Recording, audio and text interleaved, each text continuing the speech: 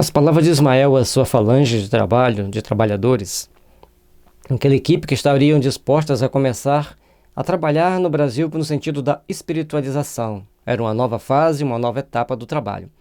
Eles tinham, então, compromissos íntimos com o Evangelho e deveriam, a partir daquele momento, começarem a trabalhar pela doutrina espírita, cada um na sua etapa, nas suas possibilidades, dentro daquilo que era previsto nas realizações espirituais.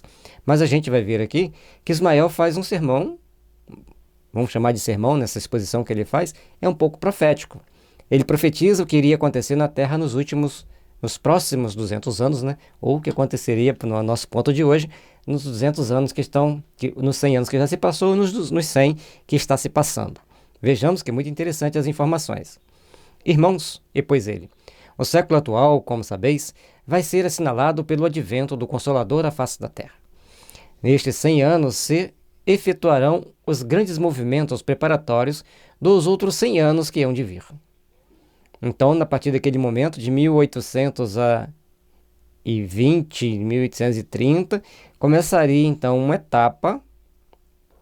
Ele está aqui, mais ou menos, provavelmente Kardec já tinha nascido, então já está no século XIX, já está no iníciozinho do século XIX.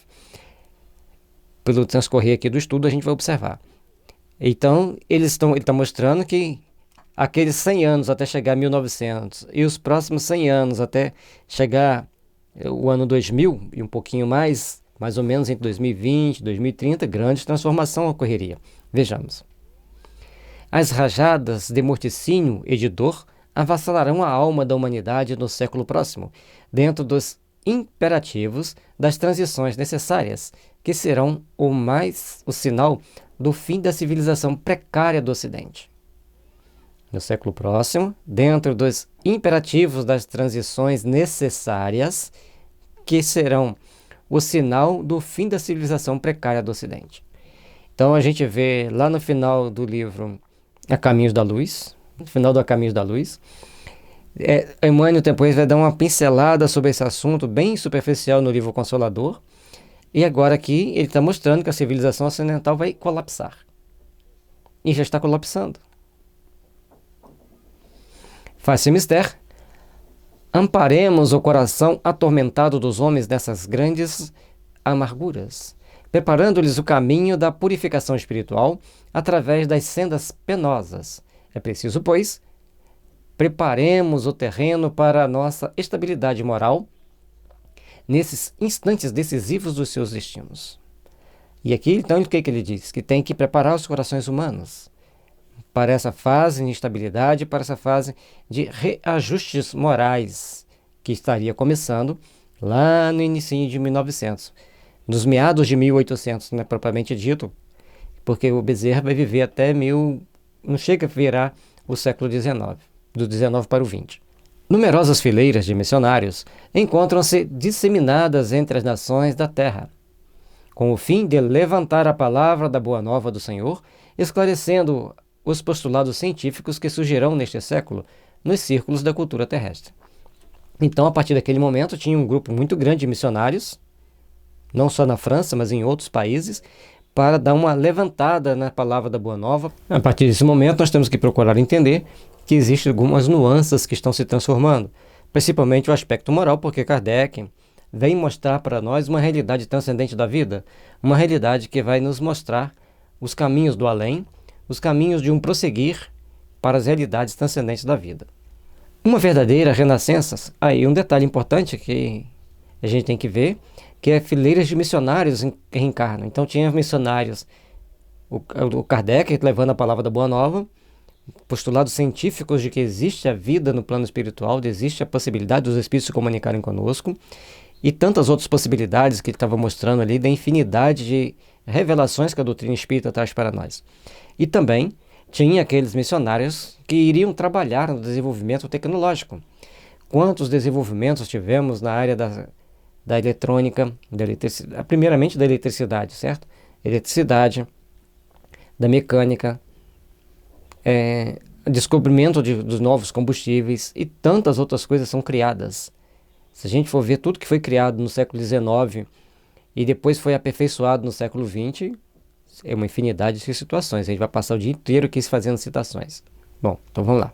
Uma verdadeira renascença das filosofias e das ciências se verificará no transcurso desses anos, a fim de que o século XX seja devidamente esclarecido como elemento de ligação entre a civilização em vias de desaparecer e a civilização do futuro, que assentará na fraternidade e na justiça. Porque a morte do mundo, prevista na lei e nos profetas, não se verificará por enquanto com referência à constituição física do globo, mas quanto às suas expressões morais, sociais e políticas. Fiquemos atentos nesses detalhes porque está chegando o tempo dessa morte. Nós podemos colocar de 1850 a 1950, de 1950 a 2050, que vai dar o 2057 do Emmanuel. Ou de alguns místicos que calcularam em 2057. Mas também nós temos que ver que nós estamos em 2021, de 2021 a 2030 está previstas grandes transformações, principalmente na Ásia e na África. Não é prevista por místicos, é previsto por ações bem delineadas no mundo da geopolítica mundial, enquanto alguns países estão se organizando para enfrentar exatamente essas crises sociais, políticas e morais do mundo ocidental. Eles falam que vai levar até 100 anos para a transformação, logicamente, que eles não são bobos de falar que vai transformar amanhã, mas essas transformações estão ocorrendo a olhos vistos. Muitas mudanças, muitas transformações que assustam a maioria das pessoas que não estão preparadas. E interessante, aqui está a profecia de Ismael mostrando para nós as grandes transformações, e nós já fizemos o estudo do Apocalipse, algumas coisas acontecerão muito diferentes no mundo ocidental. Então, no estudo da Bíblia, vocês podem ir tanto no site Kardec e Espiritismo.com.br, vai estar lá escrito a Bíblia, tem lá os estudos da Bíblia, e tem o blog, que é estudo da Bíblia Sagrada online.blogspot.com.br. Então, ou no próprio YouTube, quando vocês colocarem a Bíblia Sagrada _Gelson_PL, vai aparecer as listas de estudo que tem lá. Ou, por outro caminho, vocês vão clicar em buscar Vibração de Paz e Luz TV, que é o nome do nosso canal. Aí vai aparecer lá, clica nele, depois clica em playlist e dá o Ctrl F e procura da Bíblia Sagrada, vai aparecer todas as listas de estudos. Então tem vários caminhos para vocês entenderem esses estudos. E se não estiverem achando, é só deixar o comentário embaixo que a gente pega o link e coloca lá para vocês. A civilização armada terá desaparecer para que os homens se amem como irmãos. Concentraremos agora os nossos esforços na terra do Evangelho, para que possamos plantar no coração de seus filhos as sementes benditas que, mais tarde, frutificarão no solo abençoado do Cruzeiro. Se a civilização armada vai desaparecer, se a civilização ocidental vai desaparecer, significa que os orientais vão desenvolver algum tipo de arma que vai transformar tudo que nós temos em obsoleto.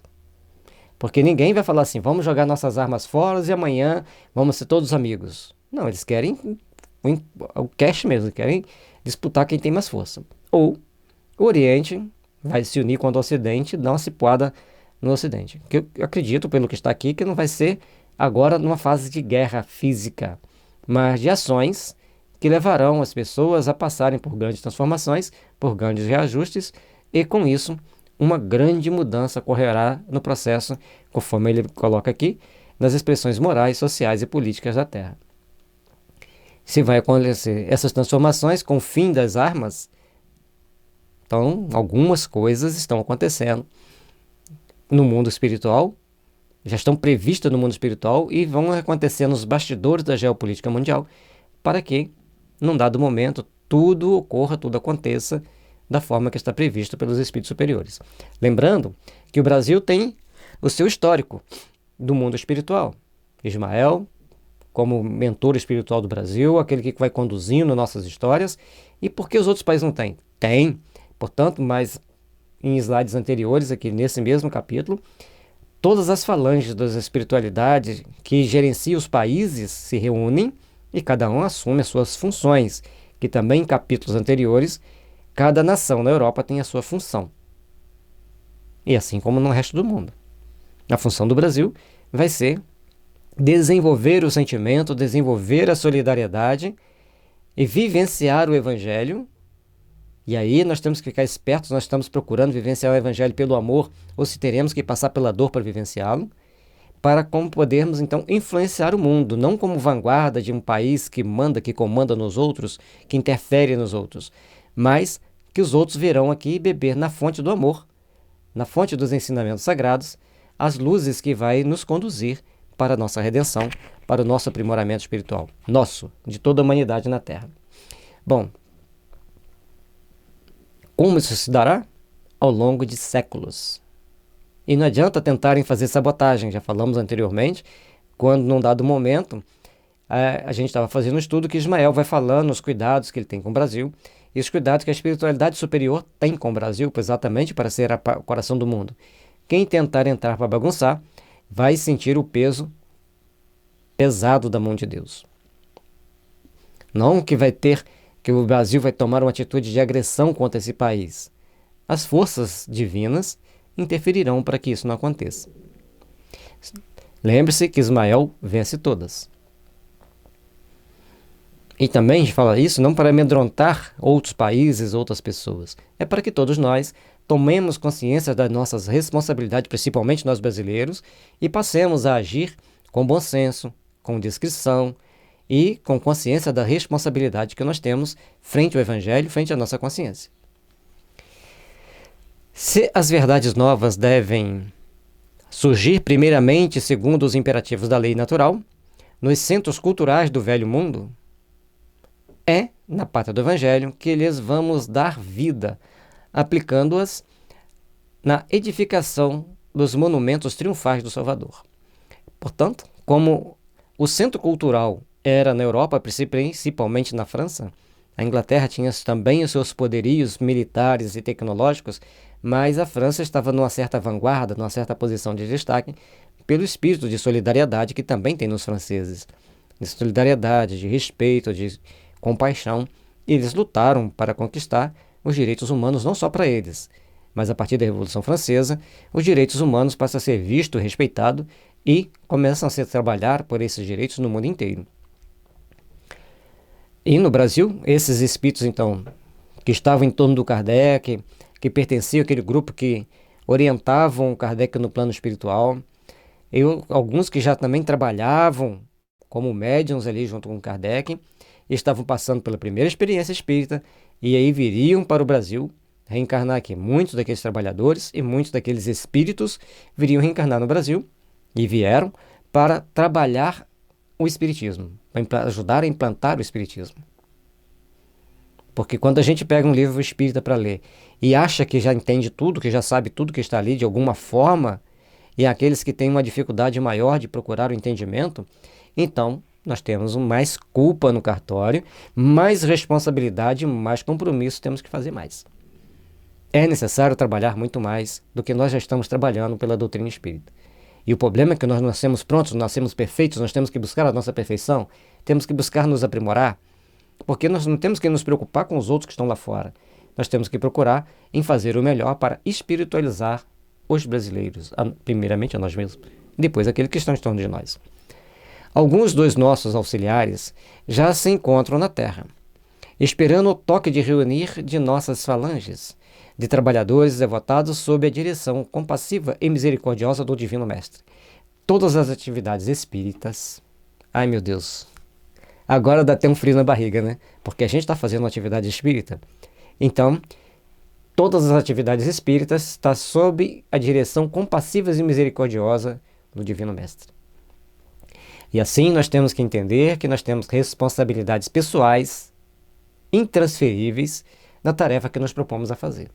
Houve, na locução de Ismael, uma breve pausa. Depois, encaminhando-se para um dos seus dedicados e fiéis discípulos, falou-lhe assim. E aqui, então, Ismael vai se dirigir a um daqueles principais discípulos dele, daqueles que preenchiam certa capacidade para o trabalho, no seu currículo vitae, né? tinha determinadas qualidades, virtudes e predisposições que o ajudaria a vencer os obstáculos. Então, Zaqueu, que diante da presença do mestre, ele procura subir numa árvore. Primeiro, ele vai à frente, sobe uma árvore para ver o todo. E ele era baixo. Então, todas essas colocações que se refere a Zaqueu mostra que baixa estatura. Baixa estatura não quer dizer que a pessoa fosse pequena. Era alguém que se sentia inferior aos outros, mas ele tinha uma presciência do futuro. Ele foi à frente. E sabendo que o mestre ia passar por ali, porque sempre o mestre passa pelo nosso caminho, ele sobe uma árvore. Quer dizer, você vai ver os problemas de cima, você vai ter uma visão mais ampla. E quando Jesus chega, olha para cima, olha para ele que está acima, pede que ele desça, e ele obedece. Então, se ele se propõe a ficar acima do mestre, ele naquele momento ele se coloca na posição abaixo, ou no mesmo nível. E ao começar a conversar com Zaqueu, Jesus se propõe a hospedar na casa dele. E Zaqueu mostra para Jesus que se ele tivesse agido em qualquer coisa errada, ele retribuiria em dobro. Então ele já tinha todas as condições de entender os seus compromissos e de realizar os seus benefícios para os outros, pelos outros e com os outros. E então nosso irmão Zaqueu vai reencarnar no Brasil como Bezerra de Menezes, conforme dissemos antes, um dos espíritos mais amados e mais queridos dentro da comunidade espírita e até mesmo não espírita, o espiritualista, né, no Brasil. Bezerra é tanto respeitado na Umbanda quanto no Espiritismo, em muita gente do catolicismo, e alguns protestantes que já têm um bracinho tendendo ao Espiritismo também já têm esse respeito e admiração pelo trabalho dele. Descerás às lustres terrestres com o objetivo de concentrar as nossas energias no país do Cruzeiro, dirigindo-as para o alvo sagrado de nossos esforços. Arregimentarás todos os elementos dispersos com a dedicação do teu espírito, a fim de que possamos criar o nosso núcleo de atividades espirituais dentro dos elevados propósitos de reforma e regeneração. Olha o tamanho da responsabilidade. Iria reencarnar, ele teria que juntar todas aquelas pessoas que estavam esparsas, trazê-los para o caminho, dar suporte a eles, dar uma capacidade de entendimento para que eles pudessem ir caminhando para esse processo de regeneração. Não precisamos encarecer aos teus olhos a delicadeza dessa missão, mas com a plena observância do Código de Jesus e com a nossa assistência espiritual. Então tem 3 momentos: a delicadeza da missão, a plena observação do Código de Jesus e a assistência espiritual daquele grupo de espíritos amigos. Pulverizarás todos os obstáculos. A força da perseverança e de humildade, consolidando os primórdios de nossa obra, que é a de Jesus, no seio da pátria do seu Evangelho. Se a luta vai ser grande, considera que não será menor a compensação do Senhor, que é o caminho, a verdade e a vida. Entendamos que a missão é difícil, muito delicada, e trabalhar na doutrina espírita não é simples.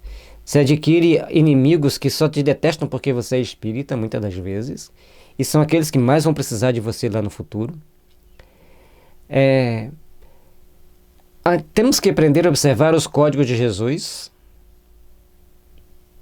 e contar com a assistência dos nossos amigos espirituais, que são uma falange do bem para nos ajudar. E aí nós temos que ter perseverança, humildade, para que as bases sejam edificadas em nosso favor, no seio da pátria do Evangelho. Trabalhemos, pois, por essa evangelização e respeitemos os outros que estão fazendo do seu jeito, dentro das suas possibilidades. E assim, cada um vai agir para receber aquilo que for necessário. Cada um de nós saibamos que a missão é grande, pesada, difícil e delicada, mas a compensação do Senhor é sempre proporcional. Sempre vai nos proporcionar um impulso para aprendermos a fazer o trabalho, aprendermos a edificar as forças do bem.